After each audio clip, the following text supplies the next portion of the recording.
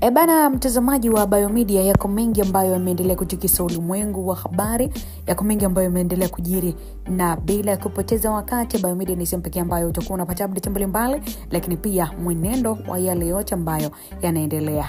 Leo tunaangazia taarifa ambako askofu wamehoji kuhusu Niffer mara tu baada ya kuachiliwa watuhumiwa mbalimbali wa kesi ya uhaini nchini Tanzania. Karibu sana mtazamaji, mhabarishaji na official Rosely, na leo tunaangazia kauli ya Askofu Emmanuel Bandekile Mwamakula, ambayo kauli yake inazua mjadala mpana mitandaoni baada ya kiongozi huyo wa kidini kuuliza kuhusu hatima ya mwanaharakati anayefahamika kwa jina la Niffer kufuatia tangazo la serikali kuachilia baadhi ya watuhumiwa wa mashtaka ya uhaini. Kupitia ukurasa wake wa Facebook, Askofu Mwamakula aliandika, "Je, Niffer mmemwachia na yeye au mnasubiri simu ya maelekezo?"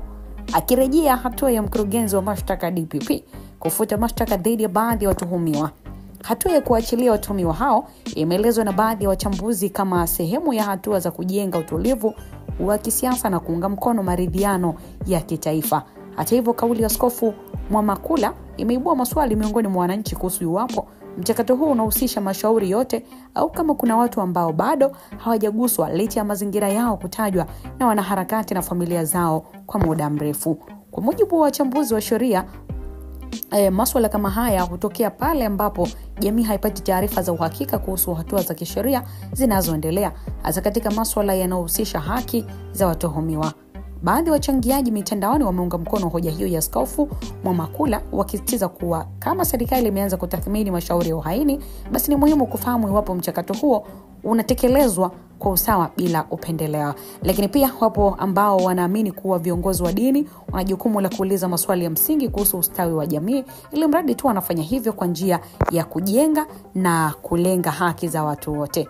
Lakini pia wengine wamependekeza kuwa mamlaka husika zinaweza kuongeza uwazi wa taarifa ili kupunguza mkanganyiko ambao unaibuka katika majukwaa ya mijadala ya mitandaoni. Right now, kiukweli hakuna taarifa rasmi kutoka serikali kuhusu mustakabali wa mwanadada Niffer wala hatua za kisheria zinazomkabili, jambo ambalo limeendelea kuongeza shauku ya wananchi.